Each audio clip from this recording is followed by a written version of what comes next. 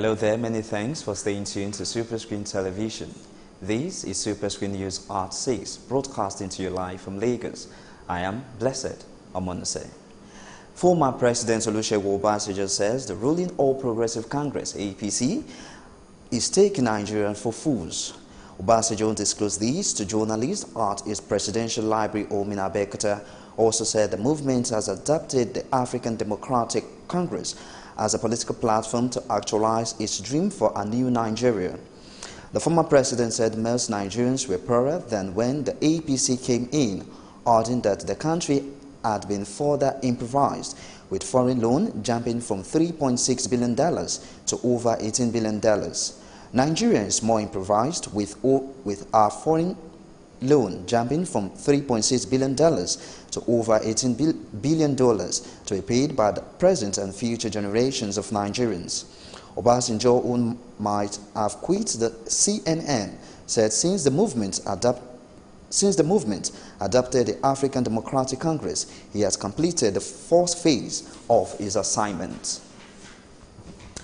Former chairman of Ado local government area of Ekiti State, Deji Ogunshakin, has been announced as a running mate to the People's Democratic Party governorship candidate, Kolapo Olushola. Olushola, who is currently the deputy to Governor Ayodele Fayose, has been anointed by his principal as his successor, despite the outcry of many members of the opposition party. President Muhammadu Buhari says over 278 convictions of corrupt officials have been secured by the Economic and Financial Crime Commission, EFCC, between 2017 and the fourth quarter of 2018. The president, who was represented by the Inspector General of Police, Ibrahim Idris, made the disclosure in a message to the passing out parade of 314 cadets of the EFCC Detective Superintendent Course 7 for 2017 and 2018 held at the Nigerian Defense Academy, Kaduna. President Buhari said 189 convictions were secured in 2017 and 89, including that of Senior Advocate of Nigeria in the first quarter of 2018. He congratulated the cadets for successfully completing their 13-month training and admonished them to be courageous in dealings with corrupt officials. The police authorities have resolved to drag the Senate to court to challenge the untoward action and resolution against the Inspector General of Police, Ibrahim Idris. The plan by the police to approach the court came after the angry senators declared Idris as unfit to hold public office. The Commissioner of Police Legal Force Headquarters, David Igbodo, disclosed these to journalists. You will recall the RGP and the National Assembly has not been on the same page since the arrest of Senator Dino Melaye over offences, battering on alleged murder and unlawful possession of firearms, among several others. Igbodo also said the RGP acted in accordance with the law by delegating the DRG to represent him in any official capacity. Away from that now, the division and police officer at the National Assembly, Sulu Gambari Abdul, has blamed the April 18th evasion of the Senate by hoodlums on internal conspiracy. Abdul, who disclosed this during an investigative hearing into the incident by a joint order committee on the Senate and House of Representatives, said there was no communication from the sergeant at arms to the National Assembly during the invasion by the thugs. Our senators are not helping security matter here. I have a lot of occasions, a lot of problems, and they are the people that are breaching security. They will come, they say, this vehicle, this vehicle, this vehicle, this vehicle, they are going to allow them. If any policeman or any security officer make noise, there will be a lot of problems. They will call the IG, from there they will be threatening, you will transfer it over to Maiduguri. And no policeman would like, or any other security agent would like any threats whatsoever, either Maiduguri, sir, or not. Sir, security is a collective thing. We cannot protect you if you are not ready to assist us to protect you. the legislators must be ready to cooperate with the security agent, work with them, and ready to assist us to protect them. In his reaction, Chairman of the committee, Senator Bala Inbe N'Ala, said the police should provide the committee with copies of the station diary where entry of the crime was made.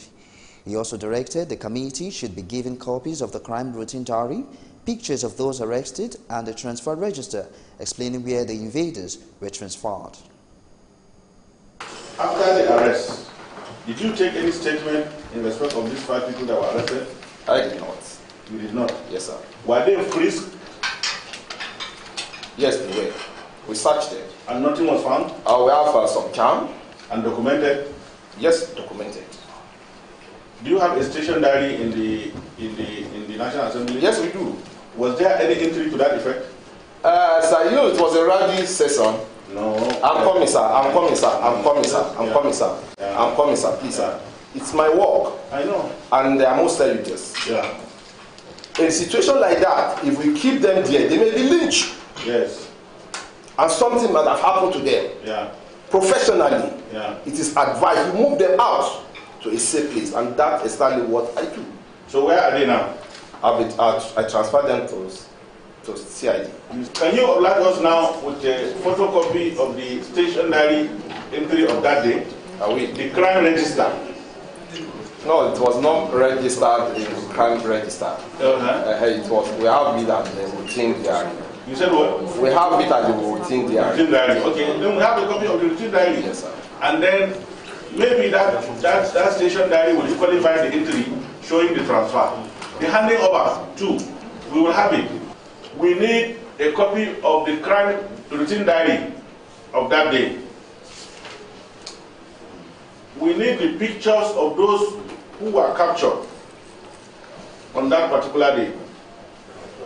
We need the transfer handing over between the National Assembly Police and then the headquarters, and to whom it was handed over to.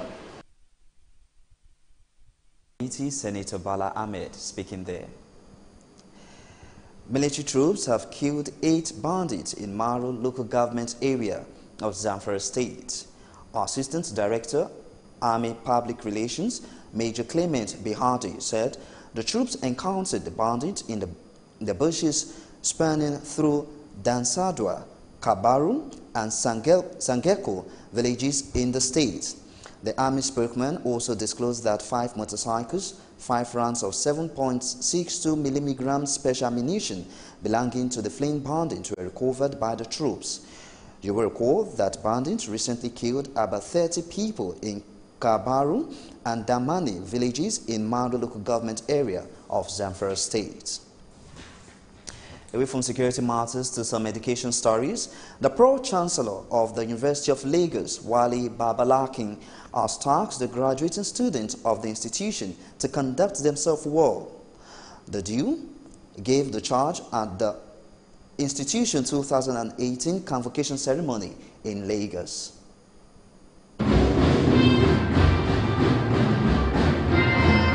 The University of Lagos continued to confer degrees, diplomas and certificates to the 12,638 students in various disciplines at the institution's 2018 convocation ceremony.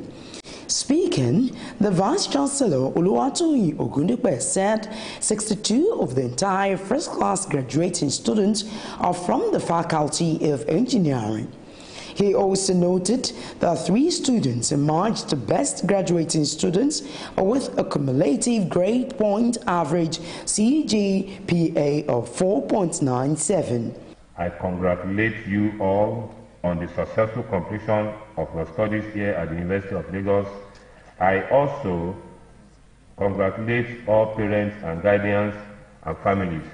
Today, honors will be conferred on all of you and prizes given to some of you.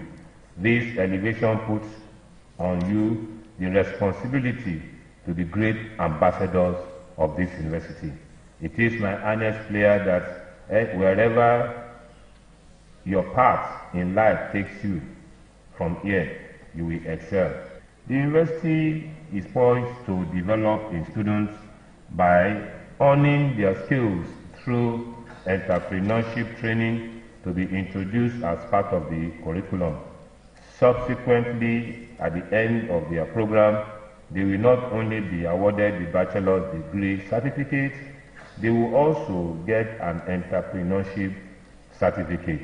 The best graduating students are Jude Matthew from the Department of Biochemistry, Abbas Roy Laride from Chemical and Petroleum Engineering Department, and Emmanuel Babawale from the Department of Early Childhood Education. I'm here to congratulate you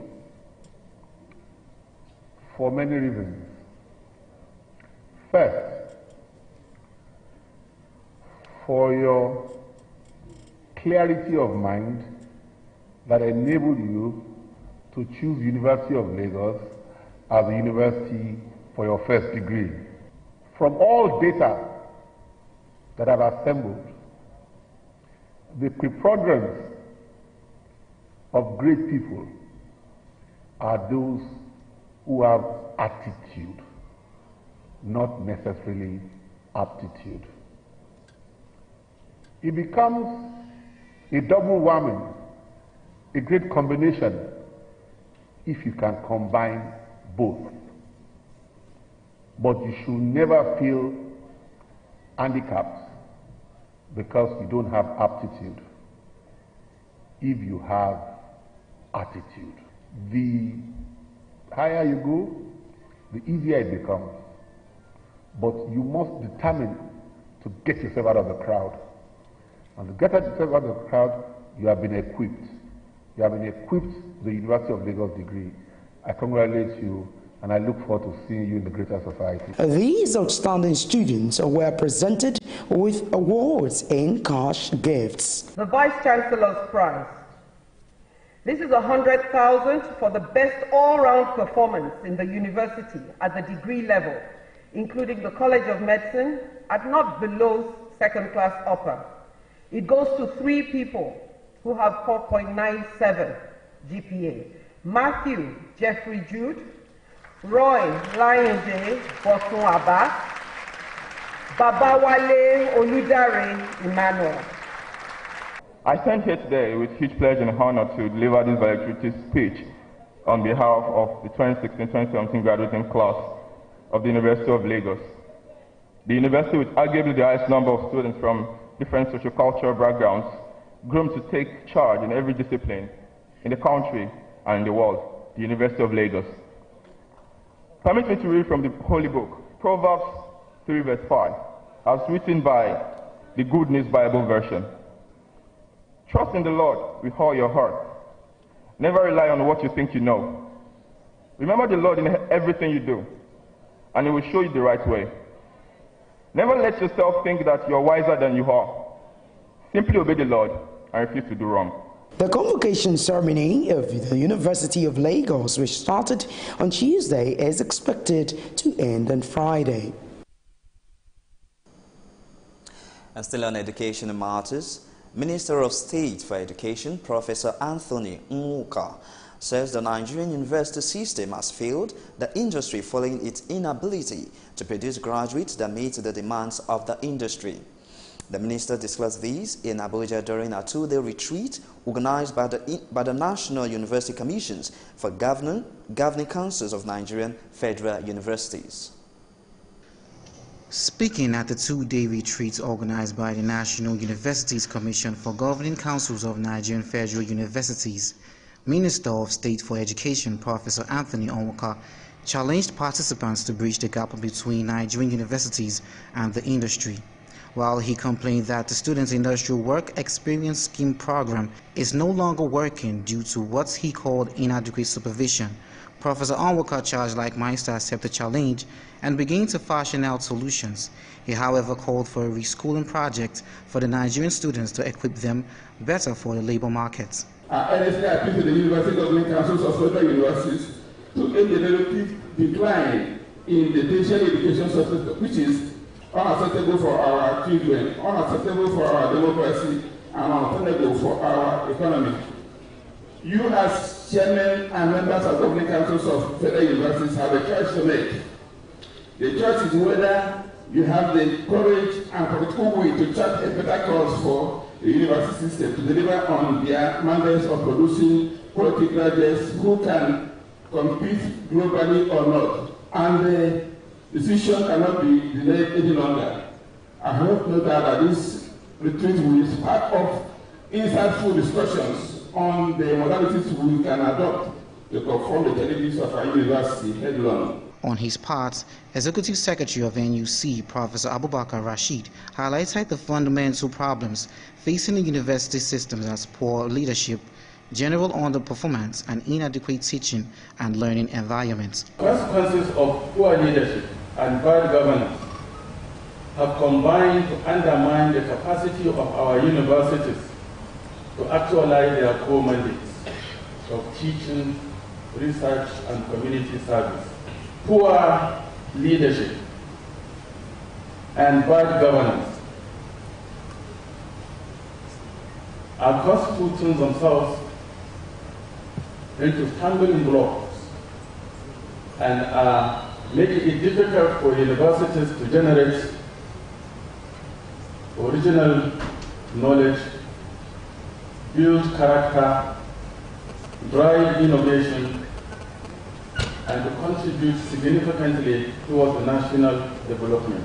If the minister's call for one-year reschooling is approved, it means students will now spend 6 years instead of 5 years with inclusion of NYSC. It remains to be seen whether students and academics will embrace this.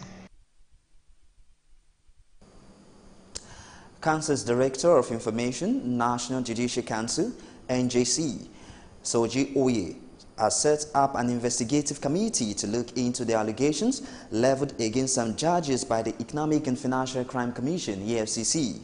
Oye disclosed these in a statement, said a total of 25 judges, in addition to an unspecified number of judges accused by the EFCC, are to face 7 investigative panels for various allegations of misconduct. Oye said the NJC has recommended the compulsory retirement of a judge of the High Court of Adamawa State, Justice Michael Goji, to Governor Jubrila Bindo. He also disclosed that the Council has recommended 22 appointments to fill in the long-standing vacancy of the 3-man bench of the Court of Conduct Tribunal. The Christian Association of Nigeria's CAN General Secretary Musa Ashaki is dead. Report says Ashaki died today after an illness. The death came about 2 weeks after he led a nationwide protest called by CAN against the killing of Christians by suspected Fulani headsmen. Ashaki's brother and former member of the House of Representatives, Jonathan Ashaki, confirmed the death to journalists. The Nigerian Hydrological Services Agency, NIHSA, says 380 local government areas in 35 states will experience flooding this year. According to NIHSA, flooding will be high in about 78 local government areas, although the situation would generally not be as severe as what the country experienced in 2012.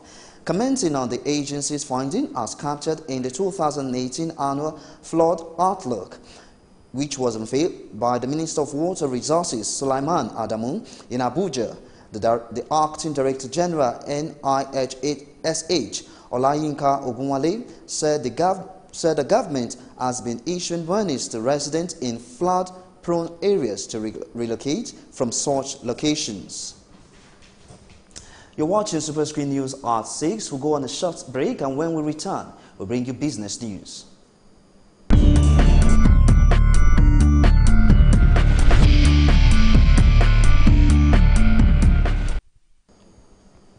Glad to have you back. And now to the world of business. Minister of Power, Works and Housing, Babatunde Fashola, and the National President of National Union of Petroleum and Natural Gas, NUPENG, William Akpora, has disagreed over the state of Nigerian roads and their impact on the nation's economy. President of the National Association of Road Transport Owners, Albani Bataye, asked government to introduce users charge on all federal roads as a primary means of generating money to maintain and rehabilitate the roads, in addition to annual budgetary allocation.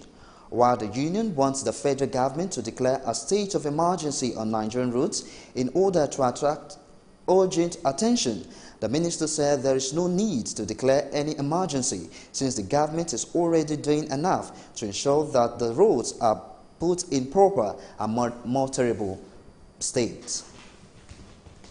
The federal government says it has invested 260 billion naira in roads across the country in the past 3 years. According to the Minister of Power, Works and Housing, Babatunde Fashola, the funds were expended on the road sector between 2015 and 2018. Fashola disclosed these in his keynote address at the 4th Quadrennial Delegate Conference on the Petroleum Tanker Drivers Branch of the National Union of Petroleum and Natural Gas Workers in Abuja. The minister said that under the Economic Recovery and Growth Plan of the federal government, about 300 billion naira has been committed to Nigerian roads, adding that it is one thing to have a plan and the other to commit to the faithful implementation of the plan. Still on business, Lagos State Government last year says 6,462 residents with proven business ideas had benefited about 5.22 billion naira from the Lagos State Employment Trust Fund, LSETF. The LSETF is an initiative of the state government through which 25 billion was earmarked for disbursement over a period of 4 years to provide entrepreneurs, artisans, and traders with capital to boost their businesses. Speaking at the annual ministerial press briefing of the state government, Commissioner for Wealth Creation and Employment, Usman Yusuf, said the amount so far disbursed constituted a huge part of the total of 5.98 billion naira approved for 828,229 residents.